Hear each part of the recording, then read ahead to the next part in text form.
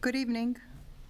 The Planning Commission meeting of April 17th, 2024 is called to order. I mixed my dates, sorry about that. The Planning Commission meeting is being broadcasted live on Glendale TV, viewable on Spectrum Cable, Channel 6, and AT&T U-verse channel and Channel 99.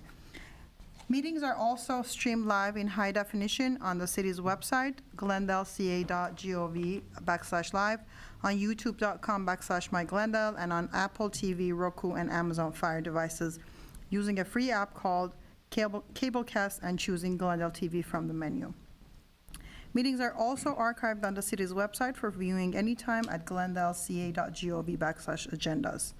For public comments and questions during the meeting, please call 818-937-8100. City staff will be submitting the questions and comments in real time to the appropriate person. Current Planning Commission agendas are available by visiting our website at www.glendaleca.gov. Can we have the roll call, please? Sure. Commission Member Trotjam. Here. Commission Member Fuentes. Here. Commission Member Lee. Commission Member Lee is absent. Commission Member Manassian. Here.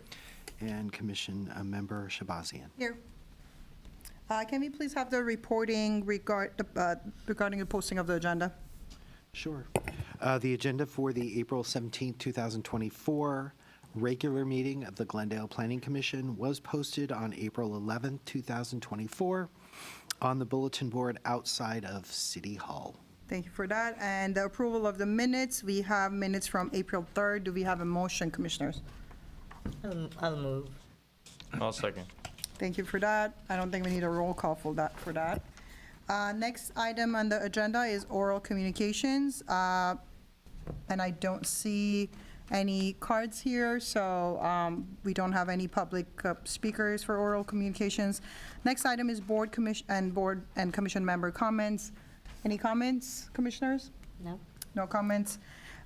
We don't have any old business, new business. First item on the agenda is 1018 East Colorado Street, PVAR 001732-2023 and PCUP 001742-2023 and PAUP 001927-2023. Can we have the reporting for this project, please? Thank you. Okay. Good evening and thank you. There are 3 applications before you this evening for the project site located at 1018 East Colorado Street, also known as Palladio Banquet Hall and Nightclub.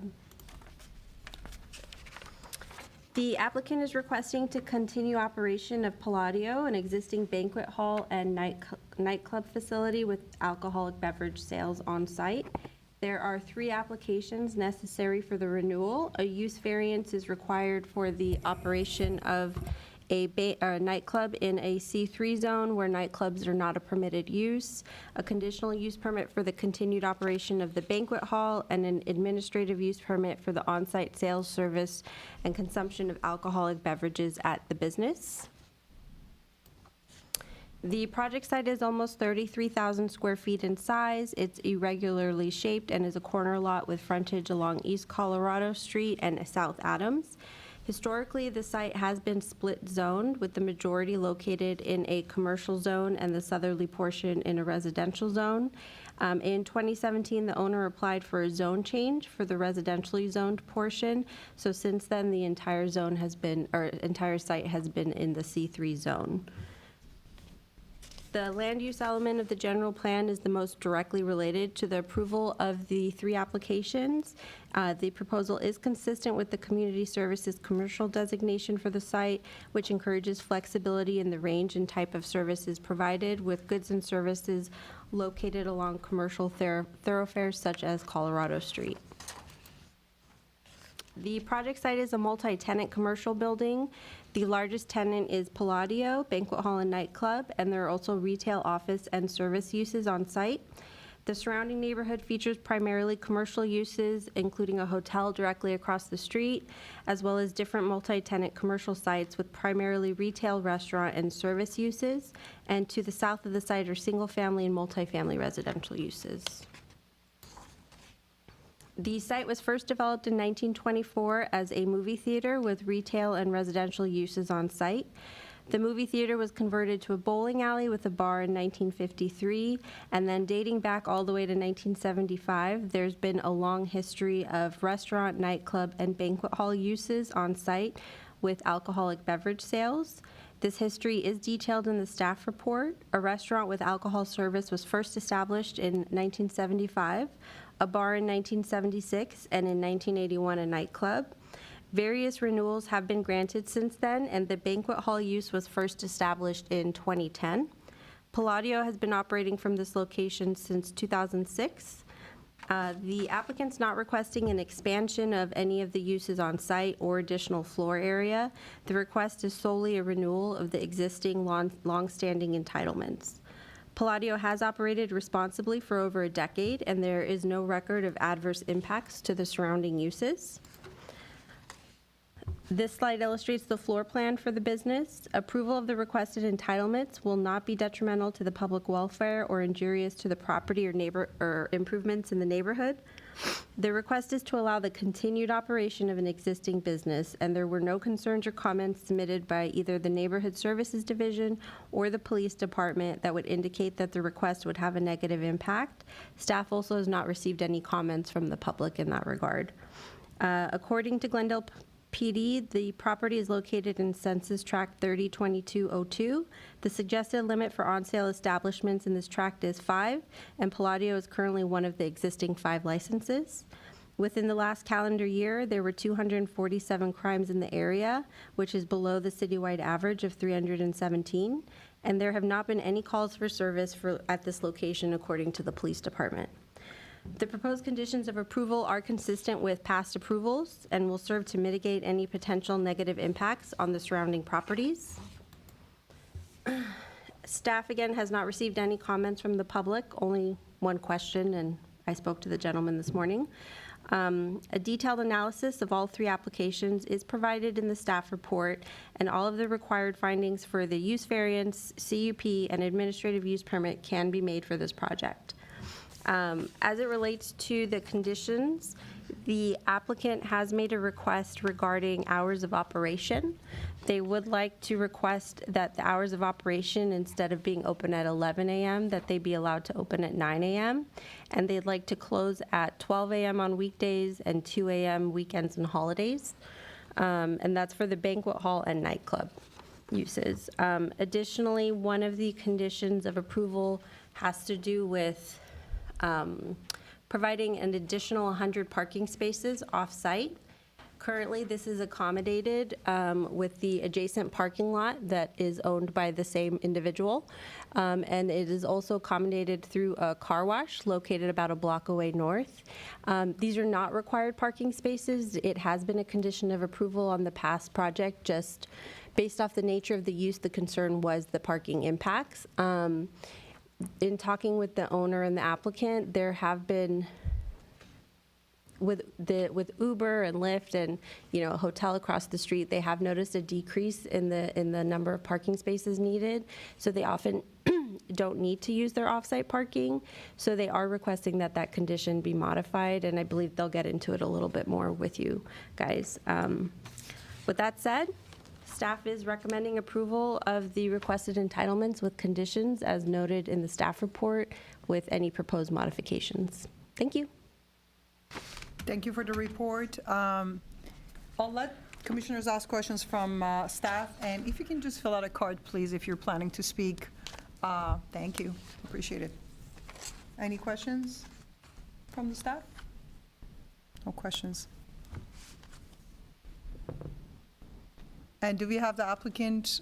Is he the applicant? Okay. You can speak, and then we'll get the card later.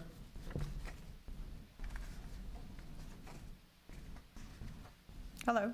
Good evening, Mr. Chair and Madam Chair and board members. My name is Carlo Nazarian with Domus Design. We did apply to renewal of these 3 applications, as it should be familiar with most of the residents of the Glendale and even the city staff, that this business is running very clean and clearly and complies with all the requirements.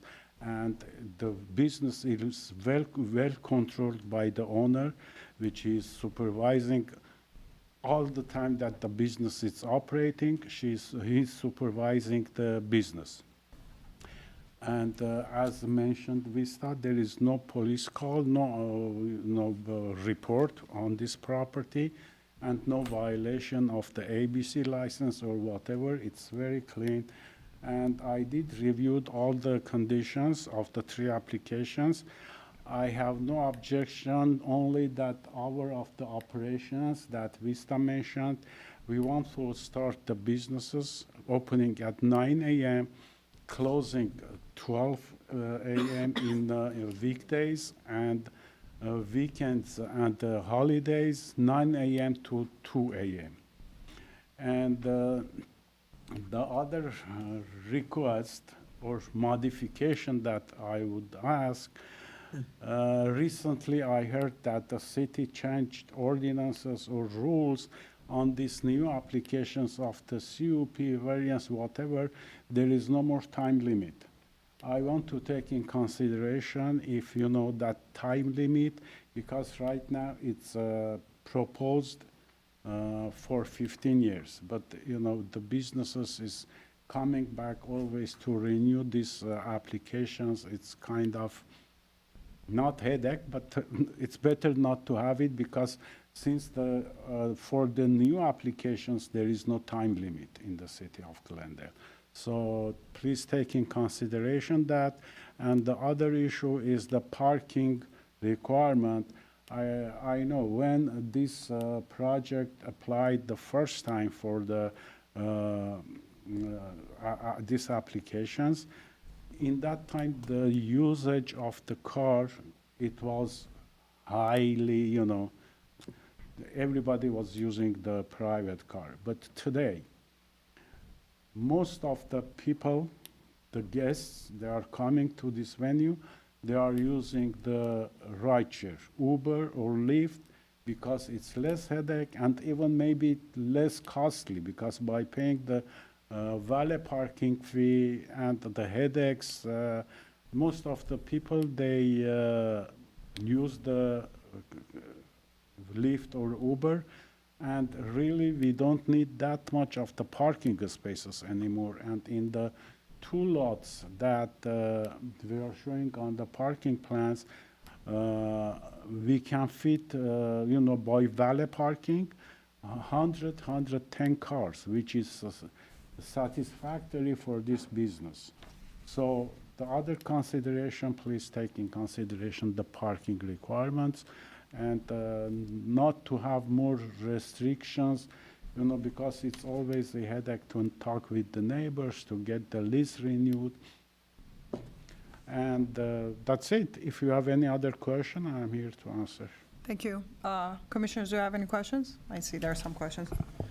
Quick question just on the hour change. So basically, the only difference from the current hours is that you're also making the banquet hall go to midnight like the nightclub, and then you're changing from 11 a.m. to 9 a.m. for 9 a.m. both?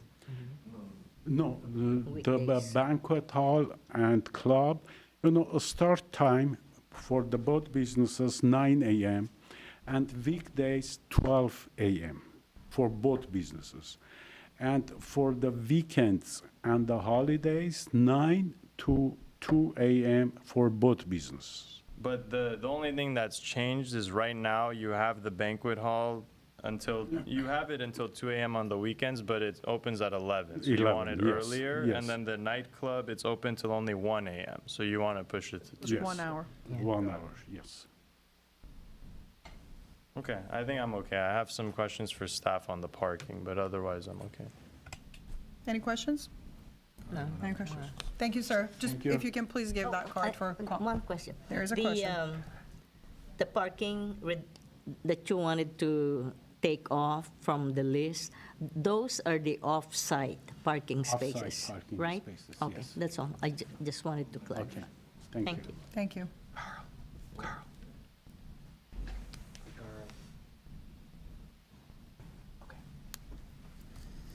Thank you. I think staff has some I think commissioners have some questions from staff, so I'll.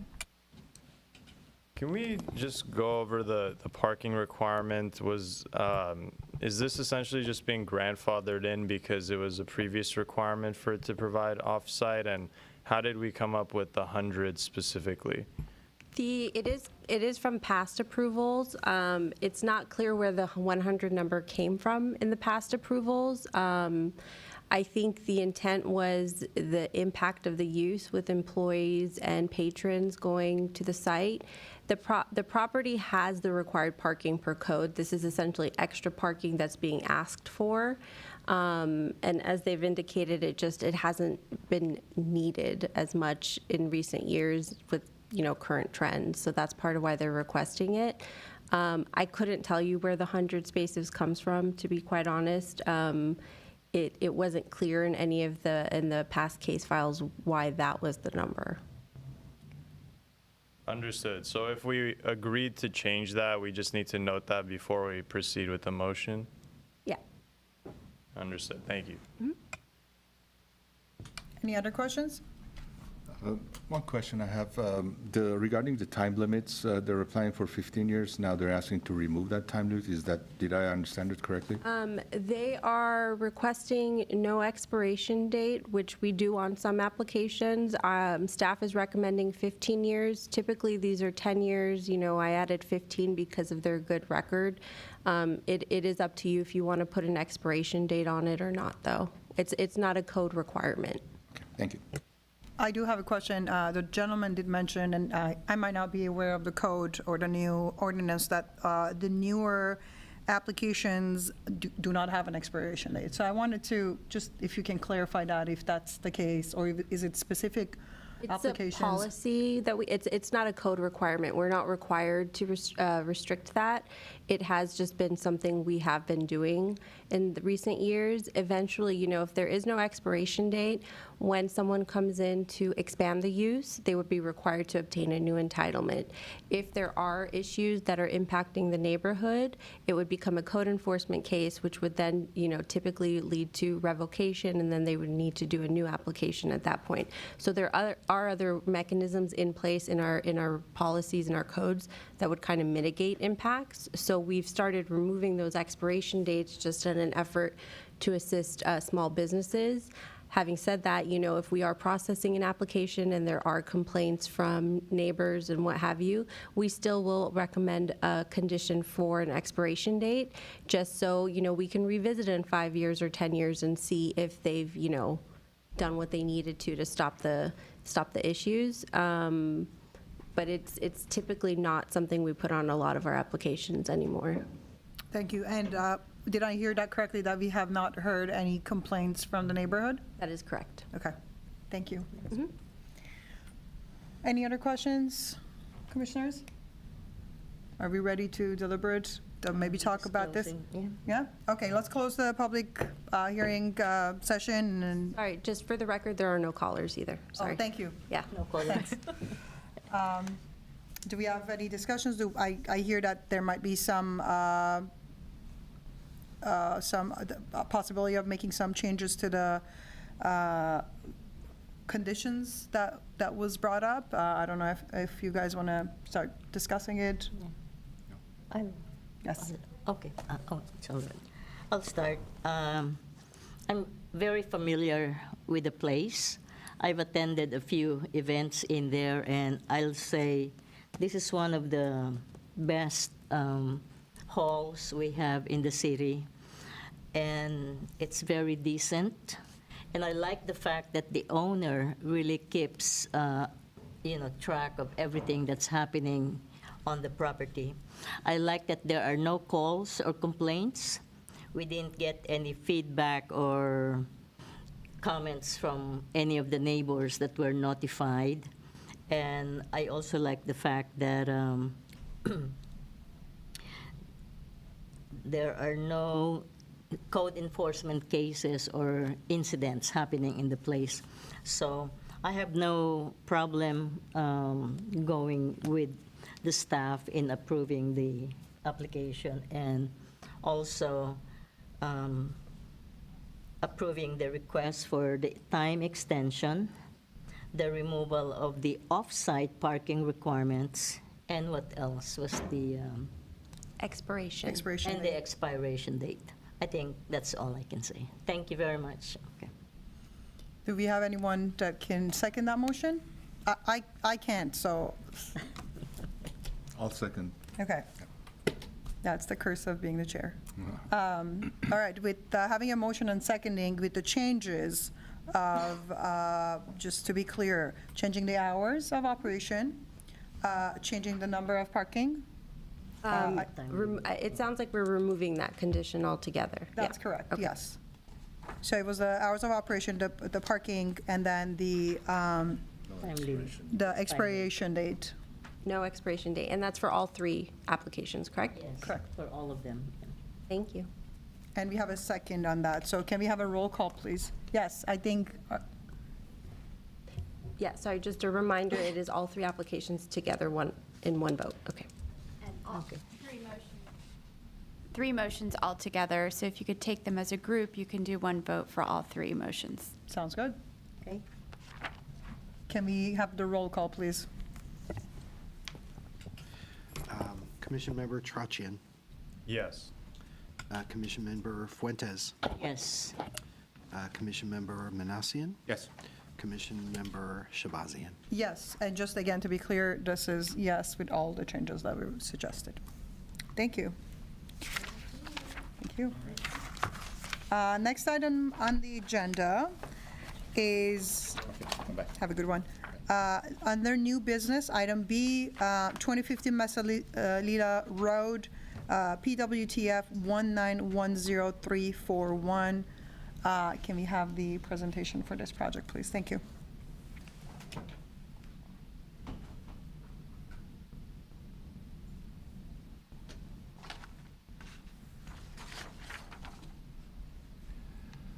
Good evening, Chair, Commissioner, members, and members of the public. I'm Cassandra Pruitt. I'm presenting this project, 250 Mesa Lila Road, which is an updated approval for an existing wireless facility to remain with no changes, located, as I mentioned, at 250 Mesa Lila.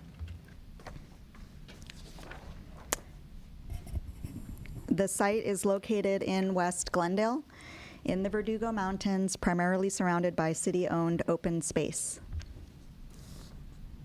This is a broad aerial view of the site. As you can see, it's over 5,000 feet away from the nearest development. Actually, the slide is supposed to show the dimension. It's over 5,000 feet away from the dog park up at the top right. This is a closer view of the site showing the facility. The site features a 140-foot tall tower at the left, a 120-foot tall tower at the right, 3 equipment buildings, and a propane tank at the far right. The facility is managed by Crown Castle, who leases the site out to multiple users, including for cell phone telecommunication, radio broadcasting, first responders, 911 response services, ambulance transport, private taxi, paging, and nonprofit media. Because this is an existing facility with no proposed changes, the project is exempt from California Environmental Quality Act review. Regarding any health or environmental impacts caused by the wireless transmissions, it's important to note that the city has no jurisdiction over these matters and is prohibited by federal law from regulating them. Only the federal government has the authority to regulate those issues.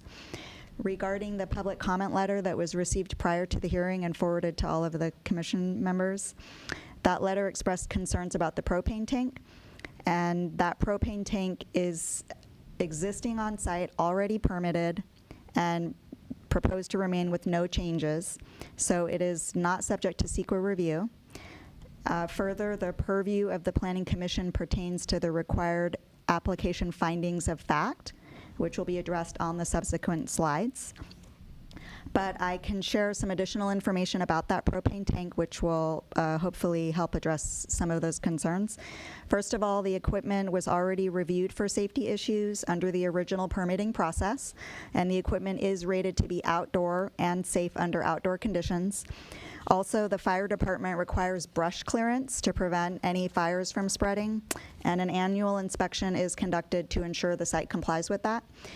And then lastly, as I mentioned, the equipment on site provides services to to various uses which are essential in the case of an emergency. I mentioned 911 response services, first responders, ambulance transport, even just cell phone and radio are all critical in an emergency situation. So that propane tank ensures that there's power to the equipment under any weather conditions. And there's no city regulation that would require the applicant to change the power source at this time. The project was routed to the city's wireless systems manager for comments, even though there's no changes to the facility. He did review it and recommended that the site be inspected and analyzed against various codes relating to electrical and structural regulations. And so that's a recommended condition of approval in the staff report.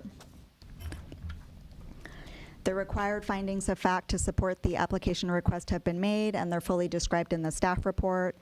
Those are summarized on the slide here, and the main arguments supporting those findings of fact are that the site has been used for various wireless equipment for over 30 years. The existing towers were installed in 1990 and 2006 without any camouflaging techniques being used. The facility is located in a remote location in the mountains away from any residential development. Reconfiguring or relocating the equipment on the site would not improve community compatibility since the facility is in such a remote location. Moving the facility to another site would cause more damage to the natural terrain than just keeping the facility where it is right now. And also it wouldn't really be feasible given that the other locations would not meet the coverage goals. And also because there's no proposed changes, so it wouldn't really be a reasonable request to relocate the entire facility. There is only one conventional wireless provider using the site for cell phone purposes, and that facility is necessary to close a significant gap in coverage per the coverage maps provided in the Exhibit 6 of the staff report. The facility is also necessary to continue providing the many non-conventional telecommunication services provided there, which I listed a couple times before. The applicant has submitted a statement of willingness to allow other carriers to co-locate. And in fact, Crown Castle's business model is to maximize the number of co-locators on the site. The noise level of the facility is minimal, and there are no surrounding uses that would be affected by any noise. And the facility complies with federal and state regulations. No additional calls or emails were received other than the one that was already forwarded to you. And so based on the information in the staff report and during this presentation, the staff recommendation is to approve with conditions, with the recommended condition of approval that the applicant provide an electrical and structural site inspection, analysis, and demonstration of compliance with related standards, and that the application approval shall expire in 10 years. And there are other standard conditions of approval that generally apply to wireless facility application approvals, and those are in the staff report as well. Thank you. That concludes my presentation. Thank you for the presentation. Commissioners, do you have any questions from staff? Just really quickly to be clear, there's no expansion or change in the existing services, correct? It's just simply an extension of the prior approval? Yes, there's no physical changes happening at this time. It's just renewing. I mean, it's technically not a renewal, but they're refreshing. They're getting a new approval for the existing facility, no changes. Got it, thank you. Yep. Yes, please. And just for the record, we only received one email from, I forgot her name. Sarah but she was- Morrison? Yeah, Correct. just No other. put it on the record, yeah. Yes, Thank that's you. correct. I have one question. I know that you mentioned the application has been reviewed by different agents, different departments. Has the fire department reviewed the application? We didn't send it to the fire department, given that there's no proposed changes. However, I did consult with them after that letter was received, and that information that I shared with you was gotten from the fire department about that facility. Okay, thank you. Let's open public comment period. I believe you are the applicant. I'm the only one. I'll take that, or you can hand it to Roger. Thank you. Thank you. Justin Robinson, thank you. Yeah, and I'm like to thank you for hearing this project tonight, and I'm sure as staff can agree, this has been a long process to get to this point. But we've had an opportunity to look at the staff report, and as as mentioned, this site has existed in one way or another since 1958. We have reviewed all of the conditions of approval, and two of the issues I just want to clarify. With regard to condition number 5, the request for inspection for structural and electrical, we routinely do structural investigations before anything goes on a tower, any new tenant, any new antenna, any new cabling. So I can certainly provide that to well in advance of the October date that staff recommended. And I wish we would have had that request sooner. We would have had it ready for you this evening. But one other condition we'd like to touch on is condition 12. We would like to request a longer term of this permit. 10 years. 10 years is pretty short, given that the site has been there since 1958. We've continually been a good neighbor, a good tenant, a good site up at the top of this mountain, and I think we've shown our track record for over the last 50, 70 years that we've been able to maintain this site in a condition that represents the city and Crown Castle. So again, I'd like to either request a longer term of that permit, or perhaps come up with some sort of an alternative review method at the end of that 10 years. So it's either an administrative extension or some sort of reduced review requirement by the city. You had asked that the fire department provide comment on that letter. I too talked to the fire department. I've got a letter responding to Miss Morrison's letter about the generator. And I've also attached the 2 fire permits. As staff mentioned, the site is required for an annual inspection, and they do issue permits. So the 2 permits for each of the towers is included in this, and they are for the year 2024.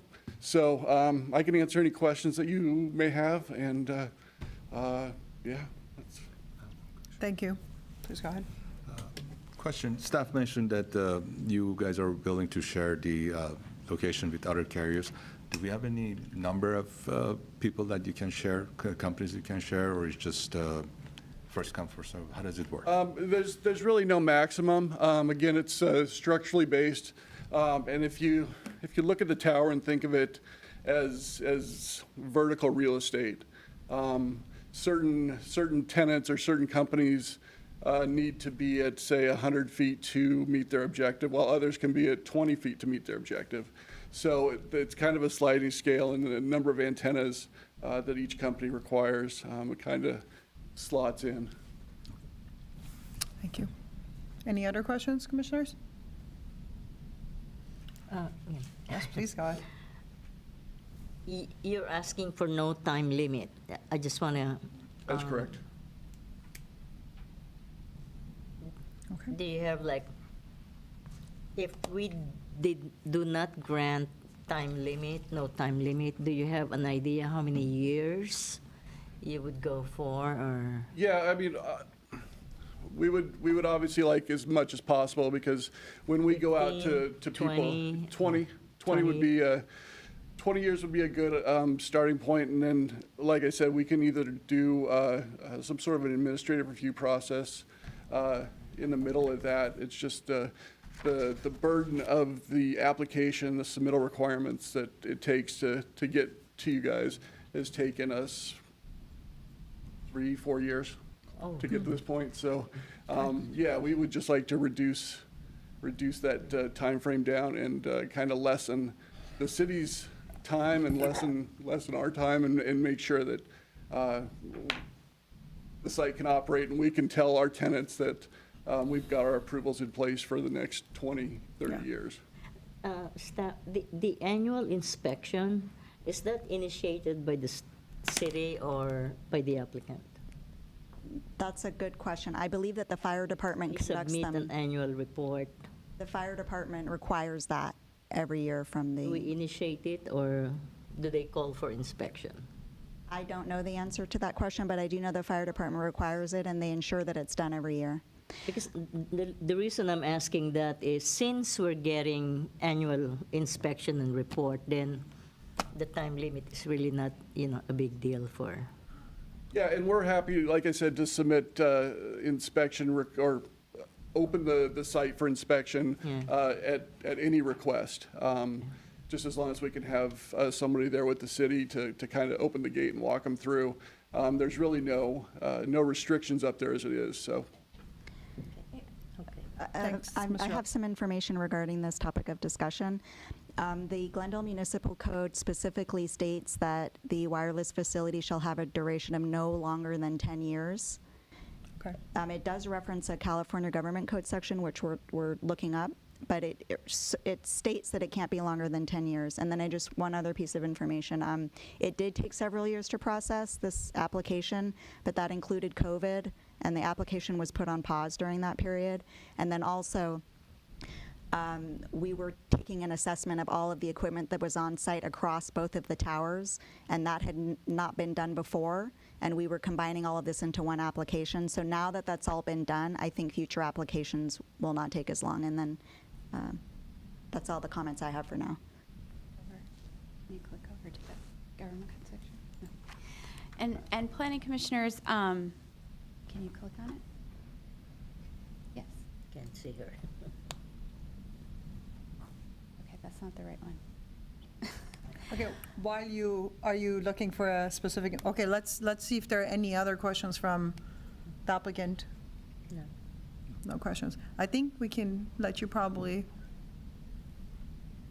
let you sit back, and then if Okay. we have questions, we'll call you. Thank you so much. Fantastic, thanks. Do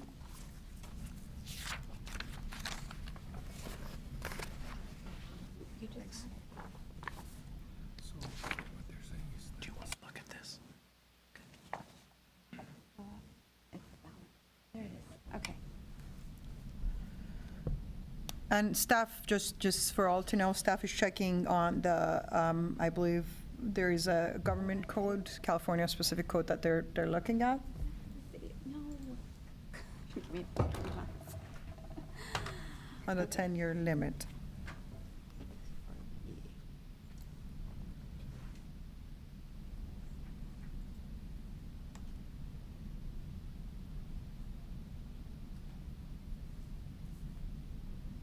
Okay.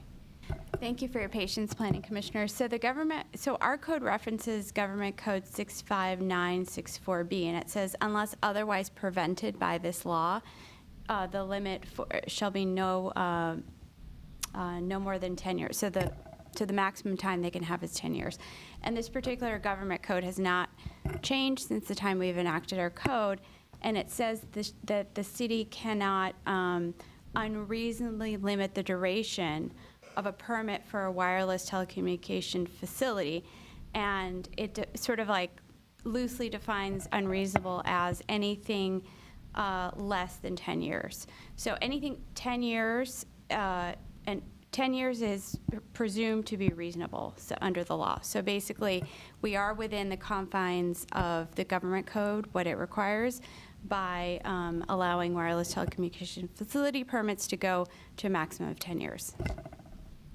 Just so it's clear, so my understanding is that the maximum time is 10, and if the time was to reduce, it has to be something that kind of makes sense. If you're shortening that 10 years, so let's say 5 years, then it needs to make sense. That's what it sounds like, what you said. We can't go less than 10 years, but we can go over 10 years, but our code currently says 10 years. So if we were to go over 10 years, then we'd have to amend our code. And we could certainly do that, but it unfortunately hasn't been amended yet. It hasn't even been considered. It might be something that we might want to revisit in the future, but for now, our code limits these permits to 10 years. Thank you for your clarification on that.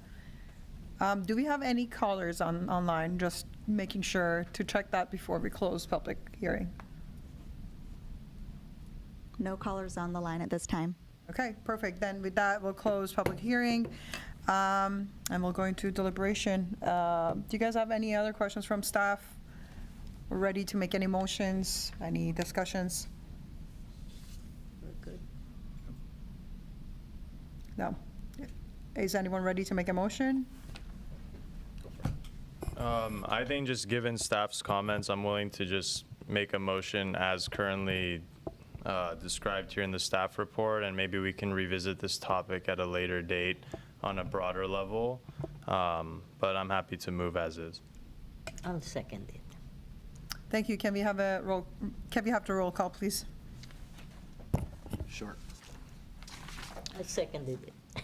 Yes. Commission Member Tarachian, Yes. Commission Member Fuentes, Yes. Commission Member Manassian, Yes.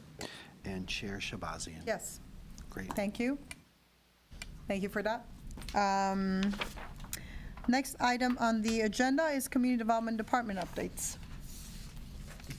All right, just maybe just a little heads up. You've got two items scheduled for your next hearing on May 1st. A tentative map extension and also a use variance sort of renewal for a private school up in the La Crescenta area. So those are two items that you'll be hearing on May 1st. You're also, we're going to bring in our long-range planning team, and they're going to give you kind of an update on what they've been working on. No action required by you, but you'll sort of see maybe in 3 months or 6 months some of the things that you will be seeing that they're working on currently. So Lilia Zematitis is going to give you a presentation on that. Thank you for that. With that, let's have a motion for adjournment. Let's adjourn. Let's move. So moved. Have a wonderful Thank evening, you. everyone. Thank you. Bye.